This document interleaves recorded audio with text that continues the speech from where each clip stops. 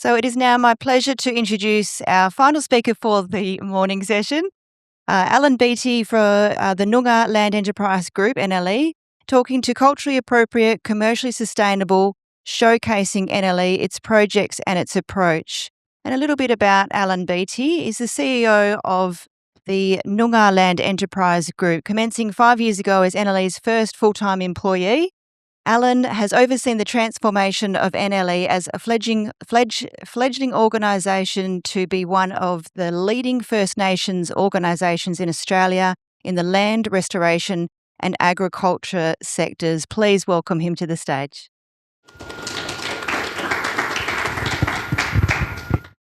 Okay, thanks everyone.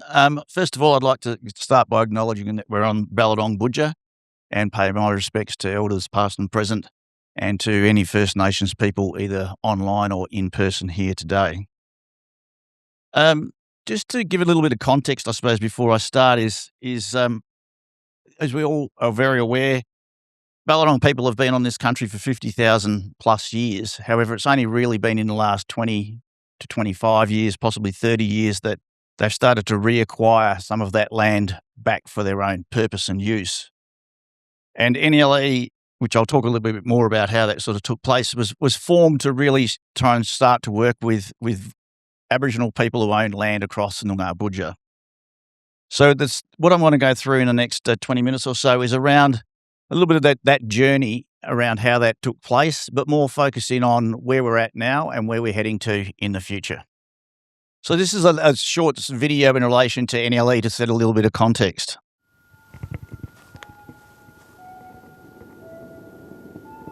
Boodja is an expression of where we come from, where we belong, and where our culture derives its identity. NLE is not compromised as an entity. We're a membership organisation. We can play an advocacy role, we can work in our cultural protocol. We're not being guided by native title laws or things that tell us how to do our business.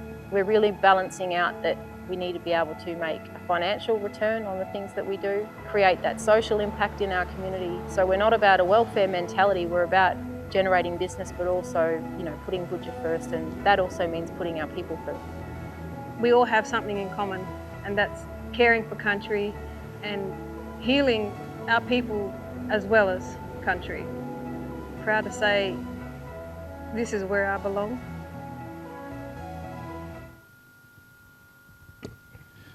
Hopefully that gives you a little bit of context in relation to NLE.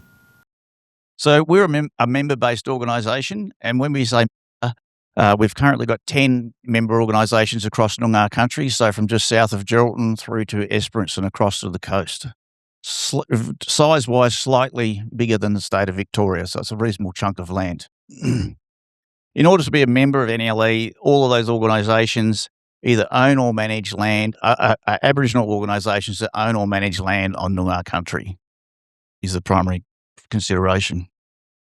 And as a part of that, is a key mantra which will come through in this is healing country and healing people, building those partnerships and the diversity amongst those groups and the work we're doing. So a little bit around the journey. Hopefully you can read some of that. It doesn't come across that clearly, but discussions around the formation of NLE commenced around about 2012, 2013, with one of the primary movers and shakers then and still today, Oral Maguire from Beverley, who's obviously very much on Ballardong country and very much a part of his family, very much a part of Ballardong country. Between then and roughly 2017, there was some work done around trying to establish a strategic plan and those sorts of things. 2020, they advertised for the first full-time employee as the CEO, and I was fortunate enough to gain that role. Since then, we've worked on a number of different sorts of things, including developing one of the key projects and key activities that and I want to focus on that a fair bit today is around the native tree nursery called Boola Boornap, which is Place of Many Trees, which is located just outside of Northam on the road to Perth, and is probably our main significant enterprise to date. We've also, over the last recent years, similar to Ballardong Aboriginal Corporation, commenced Aboriginal Ranger programs, and they are actively involved with, as we spoke about with Kelly yesterday, at the National Trust and other locations. That really is, I suppose, the very quick history of NLE and how we've gotten to this particular point.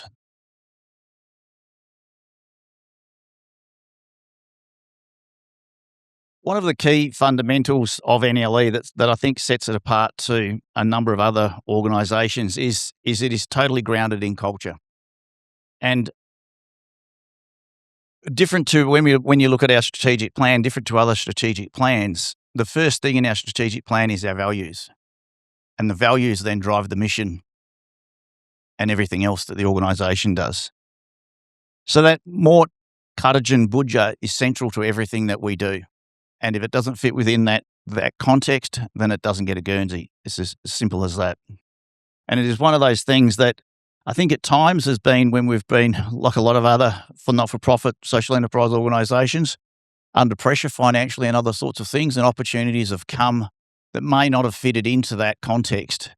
But the board has remained solid and stuck to that, and is now being rewarded for those continuing to adopt those values. So I'm not going to read through all of this. The key thing I suppose I want to highlight is this aspect of culturally appropriate, commercially sustainable, which was where I was coming back to from the values. We look at everything from a point of view of, is it culturally appropriate first? Then is it commercially sustainable? And it needs to be both. We're not a welfare organisation. We're a commercial organisation looking at developing enterprises. But the purpose of those enterprises is not profit. The purpose of those enterprises is healing country and healing people. But we know we need to operate in a modern context where we are at least breaking even, if not making a profit in those enterprises.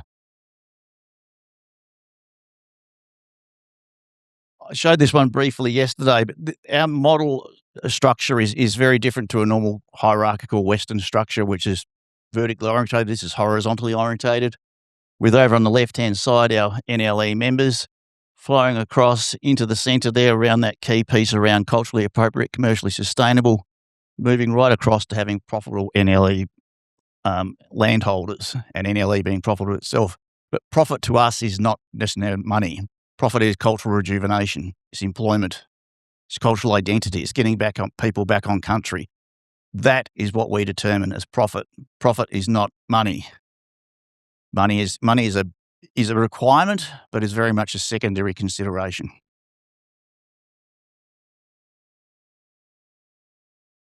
A couple of years ago now, we developed our latest strategic plan, which goes through to 2030.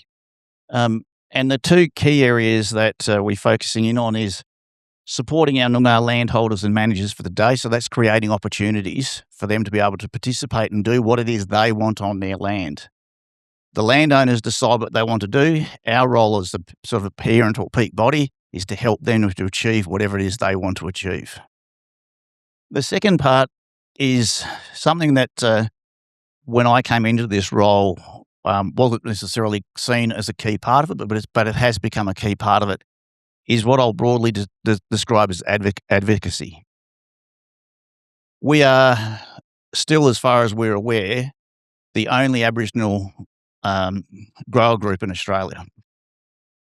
And so as a part of that, we often get dragged into conversations at both a federal and a state level around where do First Nations people fit within that agriculture element. We also get ourselves involved in when we're not asked, because often if we don't provide a voice, there is no First Nations voice to those considerations. So that's become a key part of my role, but also the board's role in relation to the work that the NLE does, is the advocacy element. We've got 5 key areas, key impact areas that we work on as a part of NLE and our various members. And this is very much applies to us and our member organisations. And the strategic plan was developed so that it ensured that it captured both. The first is land restoration and conservation, which is probably probably pretty self-evident, but the key sort of area under that is our Boola Boornap native tree farm, as I mentioned, just outside of out of Northam, but also the land restoration work, planting, seed collection, that sort of thing that we do associated with that.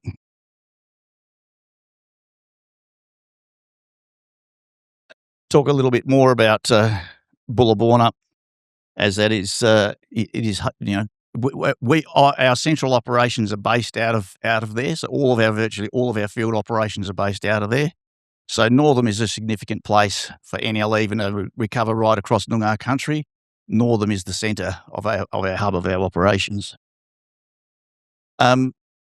We purchased the tree farm in 2020, and in 2021, we had the Governor Kim Beazley do the official open at the tree nursery.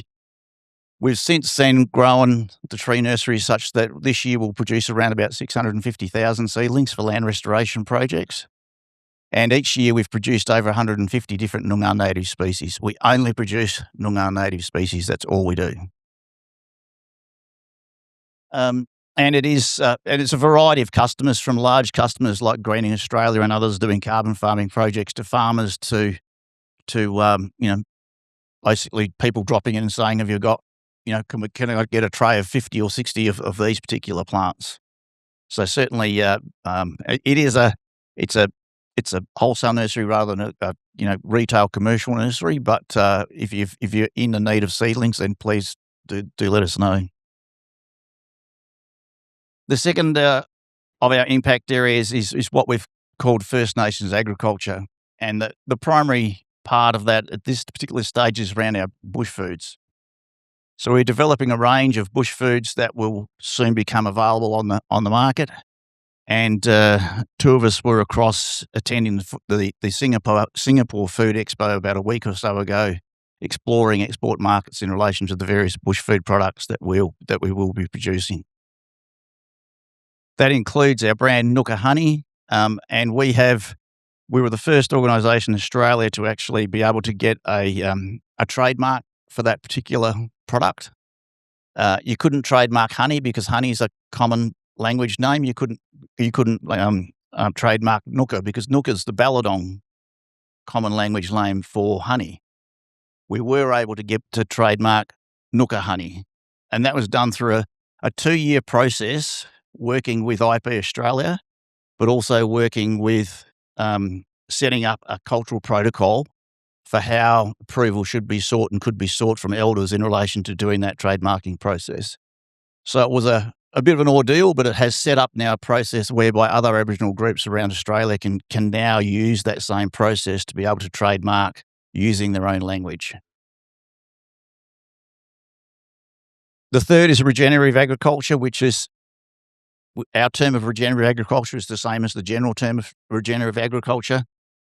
But really what we're trying to do there, and similarly to other regenerative agricultural practices, is look at how do we produce food, but how do we do it in a way that takes as best a care of the land as we can. So the Beattie Aboriginal Corporation up near Darrigan, they've removed pretty much about 80% of their western pastures and have planted native grasses. In the process of doing so, they've been able to, they're on pretty sandy country.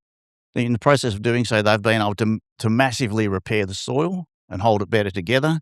But they've also been able to increase the stocking rate for their cattle by about 30%, because the native grasses are perennials and up that way they often get rainfall over that January period, where most operators in that area pretty much have had to destock. They're able to continue running their cattle all year round. So it's through those sorts of things that we're trying to help our NLE members that are involved in the sort of more Western farming style practices to be able to operate and work with the land in a better way than what's certainly been done before they reacquired it. The fourth of these is agricultural tourism, and we specifically call it agricultural tourism because it's the cultural tourism part plus adding in the agriculture element of what NLE and its members do. So the Beemara Aboriginal Corporation, again up near Dandaragan, they've received funding through Tourism WA to be the first camping with custodians site outside of the Pilbara and Kimberley. So that's currently under construction and should be opening around about August this year. So as a part of that agricultural tourism, you'll have the opportunity to camp and stay there or take your caravan. But also they'll be doing Aboriginal astrotourism tours, taking you on how they're going about their regenerative farming practices and talking about that and their native grasses. Plus, they've also done a carbon farming project there. So it's looking at how do you integrate all of this together in a land and farming system so that you are, as a farmer, being able to generate an income, but you are able to do that in a far more culturally appropriate way and an environmentally appropriate way. And the last we have of those impact areas is what we call building natural assets, or as I put it, white fellas giving value to country. So it's things like clean energy, carbon farming, natural biodiversity credits, all those various sorts of things. And how do our members as landowners benefit from those, and how are we able to assist them to be able to benefit from those processes?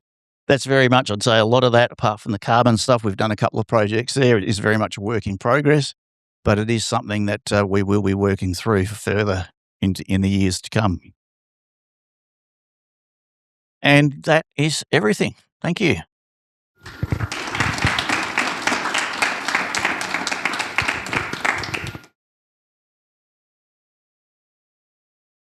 Thank you, Alan.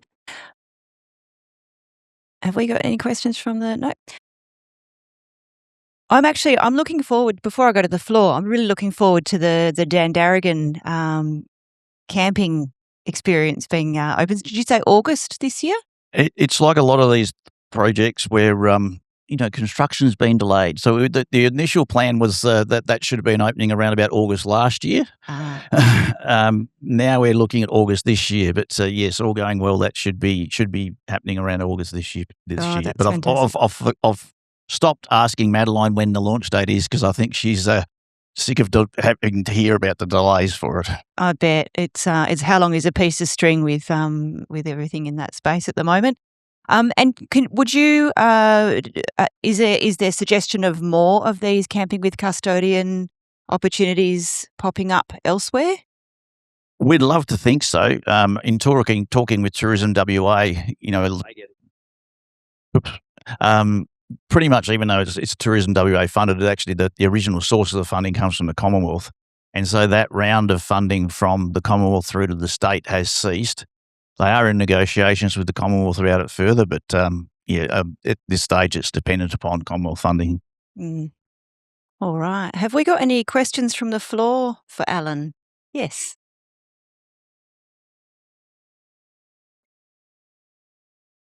In the seed raising farm, are you going to raise spicatum as well, sandalwood? Sorry, can you just repeat that question? In your tree farm, do you have spicatum, sandalwood seedlings? We don't have sandalwood seedlings at the moment. It's not something we grow based upon orders, and so we actually haven't provided sandalwood but we have provided literally hundreds of thousands of acacia as the host species for those sandalwood plantings. Yeah, because one cannot survive without the other, isn't it? Correct. Yes. Yeah. And Condong's the same. It needs a host. Yeah. Thank you. So we've had a question on the platform. Who has NLE partnered with on its projects involving renewable energy? We've had a number of discussions with various proponents. We haven't partnered with any as such at this stage. And a part of that has come down to, the right partners. And that's certainly one of the things that, as I've mentioned numerous times, is this culturally appropriate, commercially sustainable, is we've had, not just in renewable energy, but in lots of other things, we've had lots of discussions. And either early on or into those discussions, we've gone, the alignment is not there on a values proposition. Their focus is purely on money or too far down that path. And so we've ceased those negotiations. But also from a clean energy point of view, there's a whole heap of parameters that, are you able to connect it up to the grid? What's the size of it? If you look at most of the projects that the WA government's looking at and supporting at the moment, they're of a size that none of our land holdings would basically be able to do and connect in with the grid, etc. So it's a complex arrangement that requires significant financial investment and a whole heap of other parameters to be able to really get into that clean energy market. Absolutely, and I totally respect the value standpoint that that NLE stands by. Can you repeat that? Culturally appropriate, commercially sustainable. Thank you. That's foundational. Amazing. Okay. Do we have any more questions from the floor for Alan? Thanks. I just had a quick question. You mentioned that you were the first full-time employee. I'm just really curious about how NLE is growing, and obviously you're a commercial organisation, but are you relying on that commercial income to grow, or are there other sources of funding that are coming through as well? Yeah, it's certainly grown quite a bit since and we're talking 6 years, so it's not a long period of time. We had 52 employees of various form last year. Some of those could be casual for a few hours, but through to other, etc. The FTE out of that 52 was around about 13. Our First Nations employment last year was around about 60%. And one of the things we've been also striving to do is to increase the number of female participants in that, which we've increased from around about 28 2-3 years ago to just under 50 now. From a funding point of view, the vast majority of our funding is still government and philanthropic. But certainly one of the key messages put forward to me when I came into the role was for NLE to develop its own enterprises as well as helping our members develop their enterprises. And the key driver behind NLE having its own enterprises like the tree nursery and getting to a point where we're generating profit out of that is to provide better services back to our members and become less reliant upon government and philanthropic funding to be able to provide those services. And then as byproducts of that is to provide opportunities for Noongar in particular, Noongar employment, but also business opportunities for Noongar people as a part of the enterprises that we're working on. Thanks, Alan. Can you identify or comment on who NLE's ideal member is? I wouldn't say we have an ideal member. If we're looking at, we've got some of our members have got properties that are, nearly 2,000 hectares. Some of our members have got properties that are 27 hectares. We've got family-based organisations such as the Maguire family and their property at Beverley, through to community-based organisations such as Noongar Aboriginal Corporation down there, through to the Daniels family at 2J. They took out a bank loan on their 27 hectare property 30 years ago and are still paying it off as a mortgage. So and everyone is doing lots of different things. Like up at Beemara, they're doing cattle and tourism. Oral Maguire's focused on land restoration at his property, so he's replanted 600,000 trees onto his property and revegetated that back into now a native seed bank. And other places such as Noongar Aboriginal Corporation are primarily focused around land restoration projects on local shire reserves. So it very much varies from organisation to organisation, hence I suppose, quite broad 5 areas under the impact areas where we then try and support those members to be able to achieve whatever it is they want to achieve. Fantastic. All things great and small. Are there any other questions from the floor, folks? All right. Thank you. Alan, thank you. And please put your hands together again for Alan Beattie.